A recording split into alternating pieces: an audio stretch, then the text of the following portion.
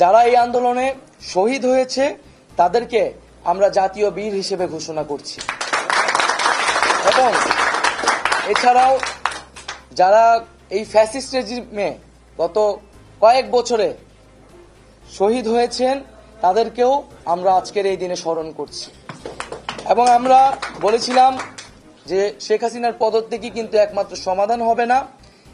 এই যে তারা একটি গণহত্যার সাথে জড়িত এবং এর আগেও পিলখানা হত্যাকাণ্ড থেকে শুরু করে বিভিন্ন গণহত্যা, গুম, খুন, মানবাধিকার লঙ্ঘন, ভোটাধিকার লঙ্ঘনের সাথে তারা জড়িত। এর অবস্থায় বিচারের ব্যবস্থা করতে হবে। শেখ হাসিনা পালিয়ে গেলেই হবে না, আমরা তাকে বিচারের আওতায় আনব। এবং শুধু ফ্যাসিবাদ, যারা ফ্যাসিজমে সরাসরি সহায়তা করেছে এবং তাদের সমর্থক, তাদেরকে বিচারের আওতায় আনা হবে। এবং আমরা বলতে চাচ্ছি যে অভ্যুত্থানকারী ছাত্র নাগরিকের সমর্থিত বা প্রস্তাবিত সরকার ছাড়া আমরা কিন্তু আর কোনো ধরনের সরকারকে সমর্থন করব না। সেটা সেনা সমর্থিত সরকার হতে পারে বা জরুরি অবস্থা দিয়ে রাষ্ট্রপতি শাসিত সরকার হতে পারে। আমরা এই ধরনের কোন সরকারকে বিপ্লবী ছাত্র জনতা গ্রহণ করবে না।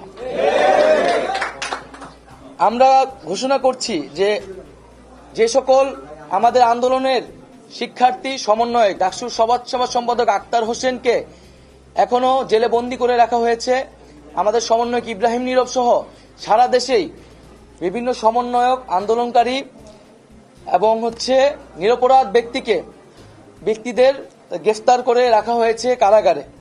আমরা সকল কারাবন্দীদের, এই আন্দোলনের কারাবন্দী এবং এছাড়াও এই ফ্যাসিস্ট রেজিমে যে নিরপরাধ ব্যক্তি এবং রাজবন্দী করে রাখা হয়েছে তাদেরকে আগামী 24 ঘন্টার মধ্যে মুক্ত করার ঘোষণা করছি। তাদেরকে 24 ঘন্টার মধ্যে আমরা আমাদের সাথে রাজপথে দেখতে চাই।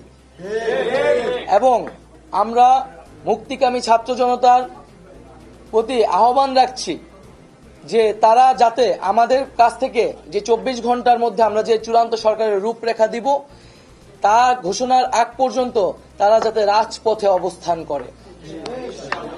এবং এক্ষেত্রে আমাদেরকে সতর্ক থাকতে হবে যে আন্দোলনের সুযোগে এখানে ফ্যাসিবাদের দোসররা এখনো নানান ধরনের অঘটন, নাশকতা, সহিংসতা করে এই আন্দোলনের ন্যায্যতাকে প্রশ্নবিদ্ধ করার চেষ্টা করে যেতে পারে। আমরা আহ্বান জানাচ্ছি সকলের প্রতি, এই দেশ আমার, এই রাষ্ট্রীয় সম্পদ আমাদের, সেক্ষেত্রে কেউ যাতে কোনো ধরনের লুটপাট, সাম্প্রদায়িক হামলা, কোনো ধরনের উস্কানিতে কান না পাতে মুক্তিকামী ছাত্র জনতাকেই সতর্ক থাকতে হবে এবং দেশের সম্পদ রক্ষা করতে হবে। আমরা কোনো প্রাণনাশ, কোনো সহিংসতা চাই না। আমরা শান্তিপূর্ণভাবে রাজপথে অবস্থান করব এবং যাদের বিচার করা হবে তাদের একটি প্রক্রিয়া অনুসরণ করে ন্যায় বিচারই আমরা সমাজে প্রতিষ্ঠা করব। আমরা বৈষম্য দূর করার জন্য, সমাজে ন্যায় বিচার এবং জীবনের নিরাপত্তার জন্যই কিন্তু এই এক দফা আন্দোলন ঘোষণা করেছিলাম। সেই ঘোষণার প্রতি যাতে সবাই শ্রদ্ধাশীল থাকে এবং বৈষম্য বিরোধী ছাত্র আন্দোলনের নেতৃত্বে এই অভ্যুত্থান সংগঠিত হয়েছে। এবং আমরা আহ্বান জানাচ্ছি যে বৈষম্য বিরোধী ছাত্র আন্দোলন সকলের জীবন এবং জানমালের নিরাপত্তার জন্য মাঠে থাকবে, সে বিষয়ে সবচেয়ে বেশি সতর্কতা দিয়ে আমরা রাজপথে থাকব।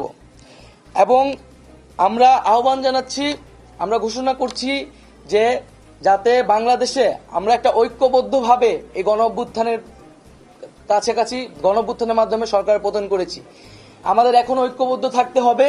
এই ঐক্যবদ্ধ নষ্ট করার সকল পরিকল্পনাকে নস্যাৎ করে দিতে হবে।